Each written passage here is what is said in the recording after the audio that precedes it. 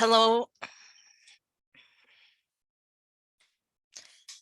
Hello, everyone. I'm Melissa Siegel, and I'm the dietitian with Grand River Community Health Center. And it's my pleasure to present with the Grand River Council on Aging about protein power and healthy aging. So I do want to give a disclaimer with this presentation that the information discussed today is meant as general guidelines for the overall population and does not replace individual health advice from your care provider.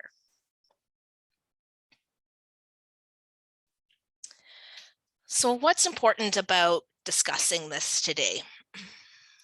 I want to bring awareness that Canadian Malnutrition Awareness Week was October 3rd to 7th, but this is definitely something that should be on our minds all year long.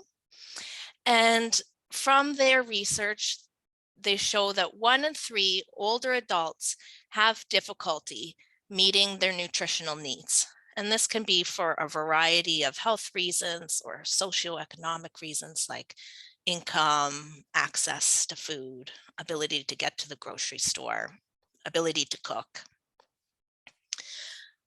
many others. And then up to 1 in 2 adults admitted to hospital are considered malnourished. And we often think of malnourishment as maybe, somebody who looks very thin and frail, but we can be malnourished at any size. And it's more referring to, just our overall nutritional status. And that greater than 5% weight loss is associated with a longer hospital stay. So if we go to the hospital, and we're often there for quite some time, it's quite common that people do experience more than 5% weight loss. And this might end up extending their stay. And this weight loss could be due to a loss of muscle mass. If you know someone who's been ill in the hospital, you're often in your bed, right? Not up and walking around as often as you might like to. So this is why it's important to talk about this topic just in general, and maybe before we get ill. So what are some benefits of protein, and why would we talk about protein today? So there are 3 main nutrients that we get energy from: protein, fats, and carbohydrates. And they're all important, and we could do a presentation on each of those if we wanted. But we're focusing on protein today because it does have some benefits, and it is important for building and maintaining our muscle mass, our tissues, our skin, healing, our nails and our hair. It's involved in building hormones and enzymes that help our body function well. It does provide our body with energy. It helps to satisfy our appetite, might help keep us full longer. And protein-rich foods also include many important vitamins and minerals. And some of them we get more from protein-rich foods than from other foods. So examples might be iron, vitamin B12, calcium.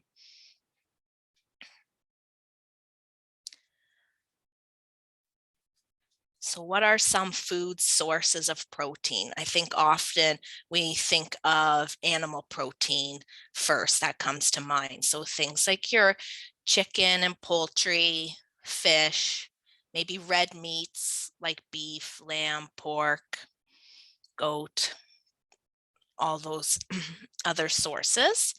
We also get protein from foods that come from animals, such as eggs, and our dairy products like milk, cheese, yogurt. We also get protein from plant foods, though, as well.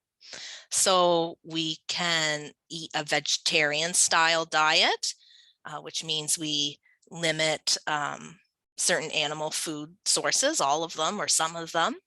And so where do we get our protein? Well, we get it from things like legumes. So your beans, peas, and lentils, think chickpeas, black beans, that sort of thing. Tofu made from soybeans. So soy is a large contributor for protein from plant foods. And you can have tofu, or you can have soy beverage as well.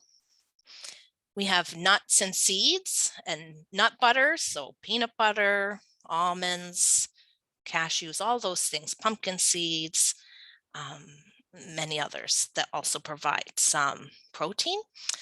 And we also have protein in grains. So uh, things made from flour, wheat.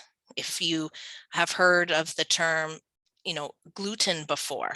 So gluten is the protein found in some of our grains. So these can be sources of protein as well. We also have plants that we think of as grains. They're not actually grains, but if you've ever heard of quinoa before, some people say quinoa, it depends how you say it, but quinoa is actually a seed and also a good source of protein. So we get it from all these various sources.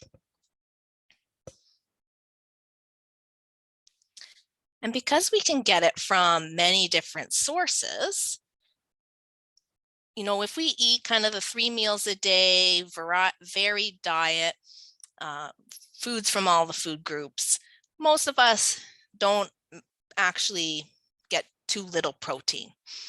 But if we think about that food list, one of the things that can come up is that if our appetite's not too high, if we have problems with our dental health, if we're having difficulty digesting, if we don't, if we're having difficulty with cooking, oftentimes that protein part of the meal gets put to the side. That's the hard one to keep in on a regular basis. So how much protein do I need? And individual amounts vary. Generally, we're that 3 meals a day, varied diet. Recommended dietary allowance for adults is 0.8 grams per kilogram body weight. So you could take your body weight in kilograms and kind of figure that out. An example would be, if someone was 150 pounds, they would need around 55 grams of protein a day. However, there is some research that shows when we get older, due to more difficulty maintaining our muscle mass, or perhaps we have infections, we're needing wound healing, or if our activity level is different as we get older, or even if we're just very active, and with some chronic diseases, it's actually suggested maybe we need more, like 1 to 1.2 grams of protein per kilogram body weight. So we might need a little bit extra than we did beforehand, which, if you can think, well, maybe I'm already having trouble chewing meats, tough meats, now I have to get more protein in my diet. Well, this could be difficult, right?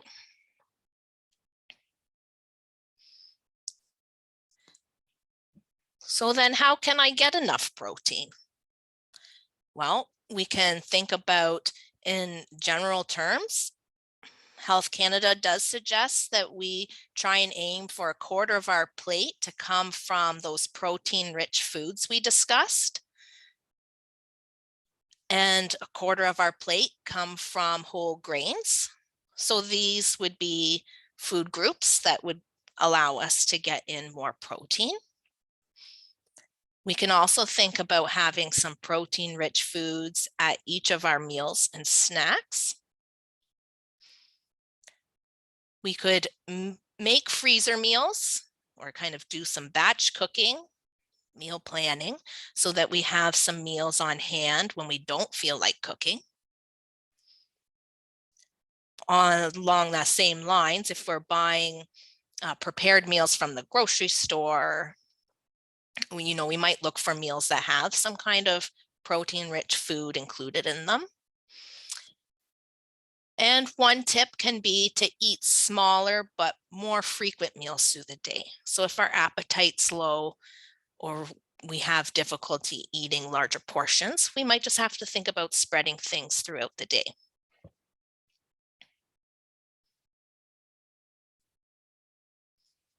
So what could be some ideas for getting in that protein? One tip is to think about, okay, what are some of those protein-rich foods you like, and how could you have those as parts of meals and snacks? So maybe cheese and crackers, having a handful of nuts, sprinkling nuts, hemp hearts, ground flaxseed, or wheat germ onto other foods. I put yogurt there because yogurt's also a protein-rich food. You know, make yourself a little yogurt parfait. We might choose whole grains more often. So things like your oatmeal, that quinoa, your barley, they're going to have a little bit more protein than maybe your more processed grains.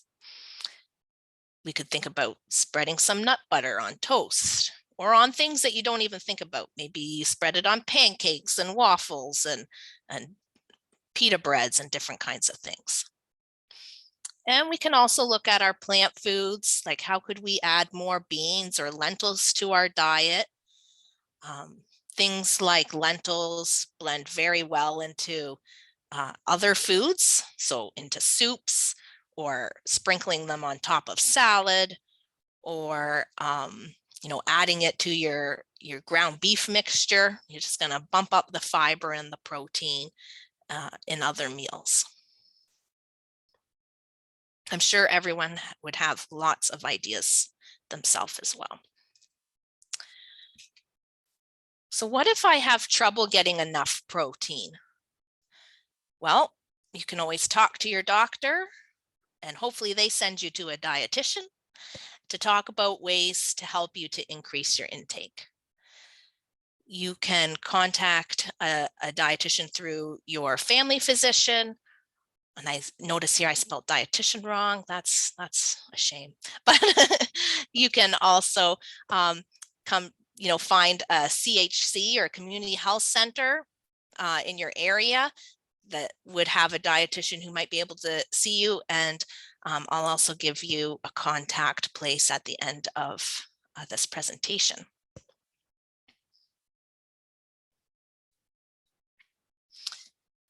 Another thing you can do is at Grand River Community Health Center. You can check out our website, grandriverchc.ca. Sometimes we just need some inspiration. So think about joining some of our free programs like Basic Shelf Cooking Class. We now have a Friday breakfast club from 9:30 to 10:30. We're going to be starting up a heart health and diabetes class that involves some exercise and cooking sessions. And we didn't talk about today because we focused on the nutrition aspect, but maintaining our muscle mass is what's also important is staying active. So we offer Easy Fit here, yoga, Zumba classes. You might think about joining these all for free. If there's something in your community you would like to join, but it's maybe difficult to afford it, you can also contact the Grand River Community Health Center. We have a social prescribing program here that might be able to help you out or direct you to some free resources in the community.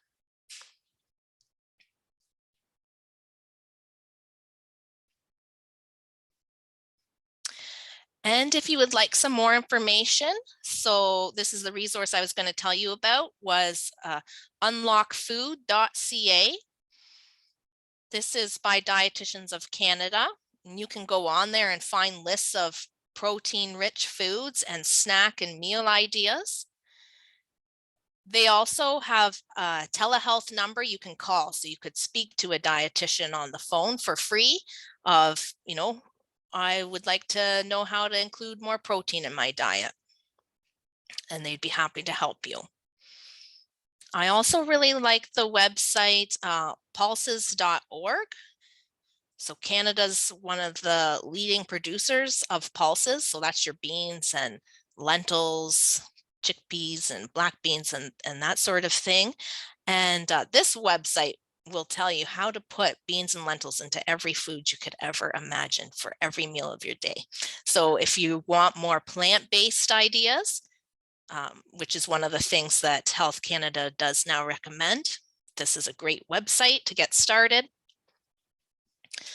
And I also included the link for nutrition care in Canada. So if you wanted to look more into those statistics that I provided at the beginning of the presentation, you could check out the information there. And that's all for today. Thank you for having me.